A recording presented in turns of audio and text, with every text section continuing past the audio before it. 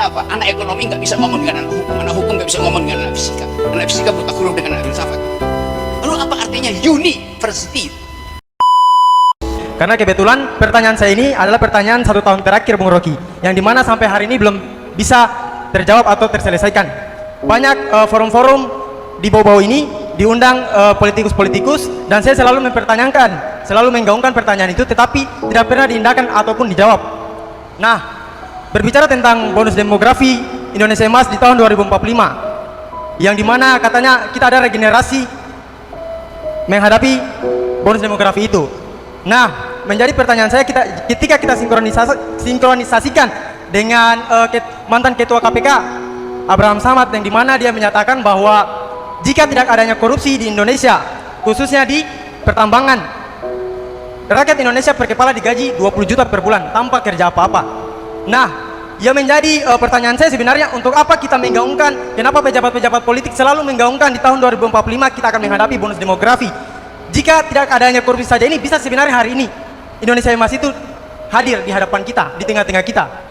Nah, itu yang selalu saya resahkan sebenarnya Bung Rocky. Jadi bagaimana cara menyelesaikan masalah ini? Dan yang kedua, pertanyaan kedua saya ini simpel Bung Rocky, mudah-mudahan Bung Rocky bisa menjawabnya. Pertanyaan kedua saya itu, saya jauh tinggal di tempat ini, saya jauh tinggal di Tanah Abang. Menjadi pertanyaan saya, apakah boleh bagi saya bisa terhormat ketika Bung Rocky bisa berfoto dengan saya? Sekian dan terima kasih. Ini negara potensial kaya raya.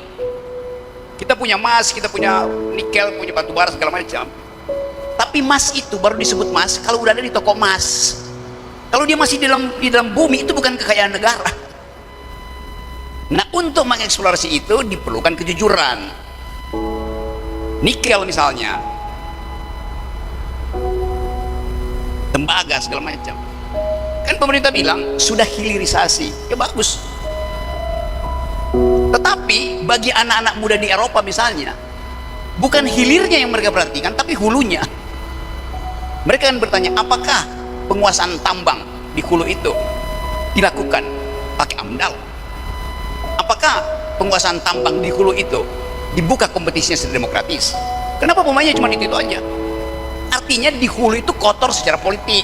Nah, itu yang menyebabkan yang seharusnya kita peroleh itu 20 juta hanya diperoleh oleh pemain yang sedikit itu masalahnya.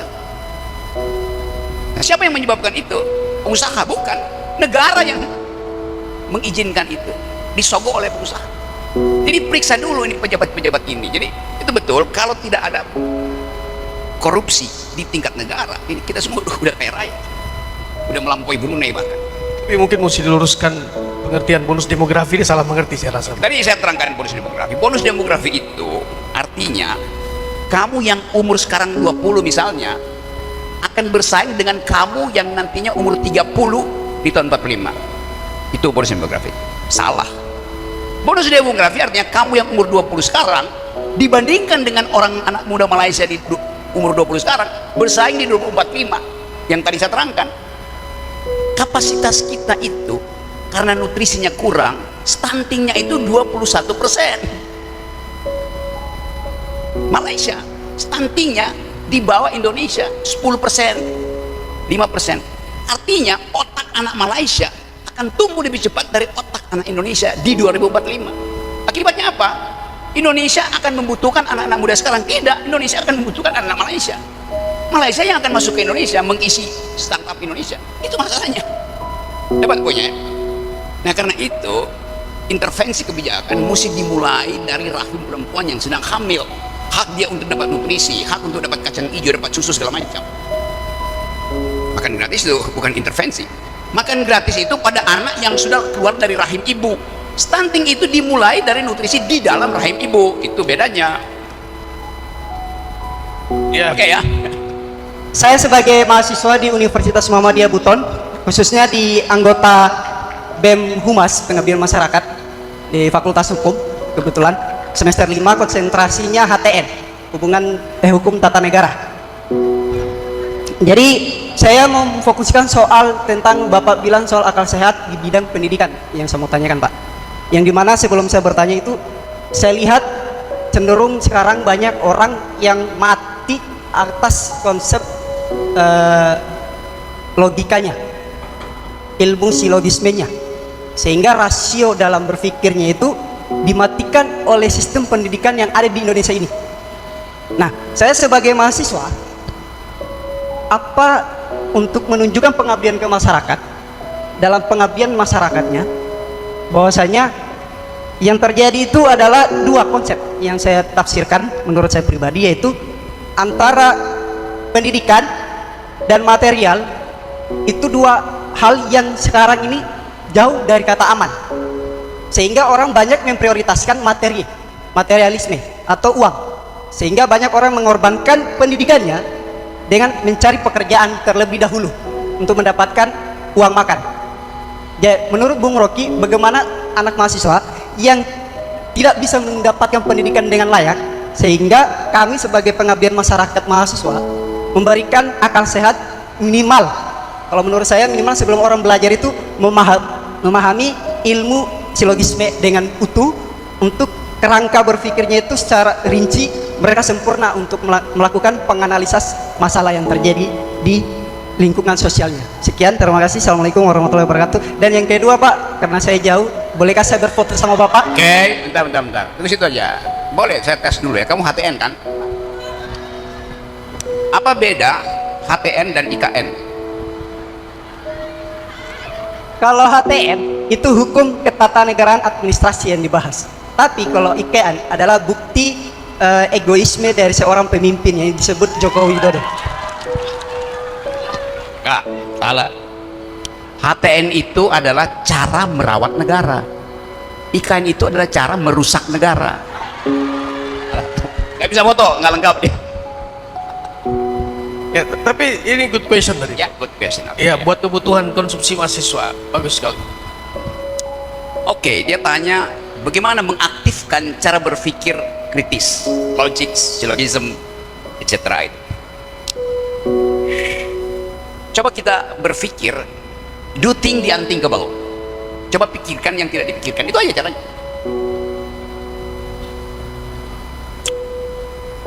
Apa ada sungai di lapangan ini? Ada sungai nggak di sini? Enggak, bukan yang di belakang, yang di sini. Nggak ada. Ada banyak sungai di sini. Saya lihat 1, 2, 3, 4, 5, 6, 7, 8, 9, 10, 11, 12, 13, 14, 15, 16, 17, 18, 19, 20. Ada 20 sungai di sini. Secara normal sungai itu adalah air yang mengalir dari gunung ke laut. Itu definisi umum. Tetapi kalau kita berpikir kritis, air laut itu adalah sisa-sisa dari air yang naik ke pohon. Pohon itu adalah sungai vertikal.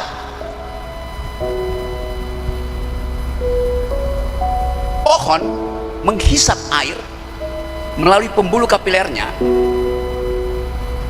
dihisap oleh matahari, berubah menjadi fotosintesis, hijau daun.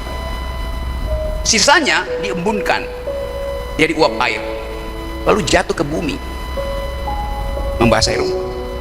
Jadi ini semua sungai, tapi kita akan protes karena kita terbiasa untuk menghafal definisi sungai adalah yang mengalir dari gunung ke air, ke laut.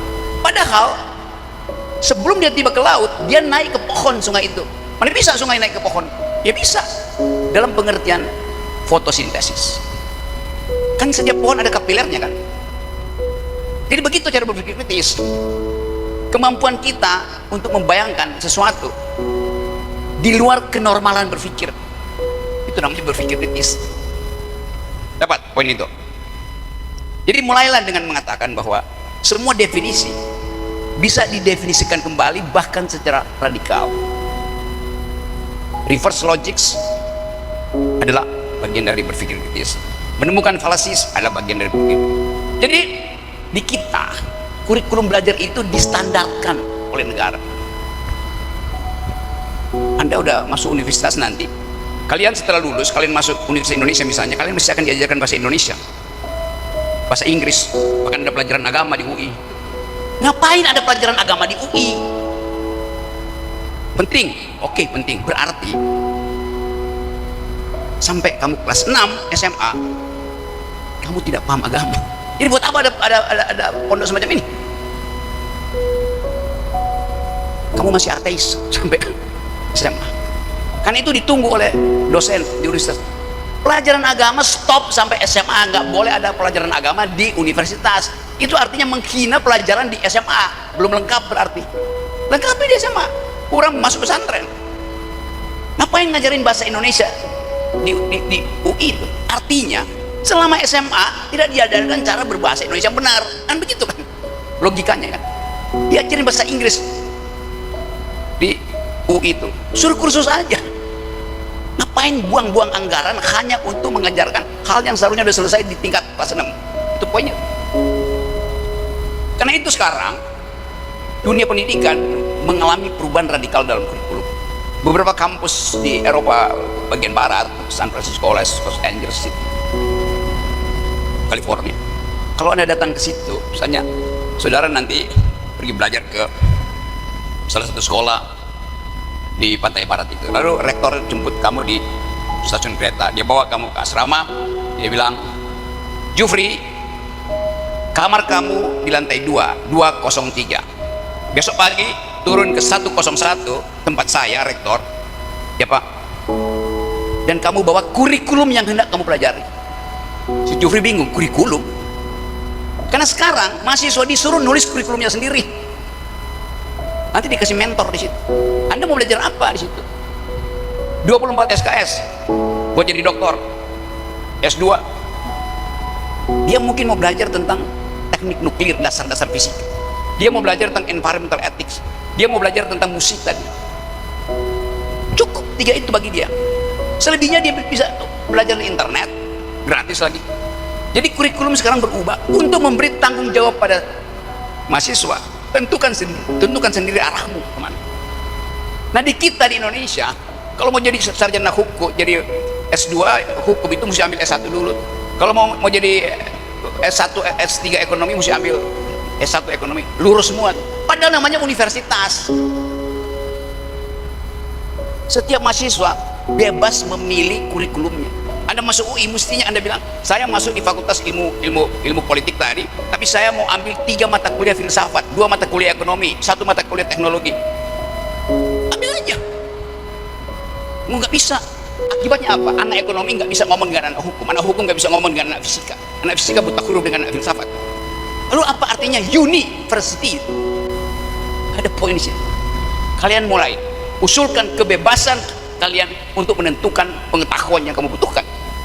Kalian bayar ke negara, kalian berhak untuk nyusun sendiri. Itu namanya manusia merdeka. Kampus merdeka, tapi dosennya dirantai, mahasiswa nggak boleh lakukan transdisipliner study. Itu poin kita dari situ. Jadi lakukan pembaharuan supaya kita bisa menganggap bahwa semua pengetahuan itu bisa dipelajari oleh siapapun dimanapun dengan kapasitas apapun. Jadi saya kira nanti ini Pondok Al-Amanah ini akan jadi Universitas Al-Amanah dengan sistem kurikulum seperti tadi itu. Biarkan mereka yang belajar itu menentukan sendiri pilihan kurikulumnya dia itu. Itu namanya istihad sendiri.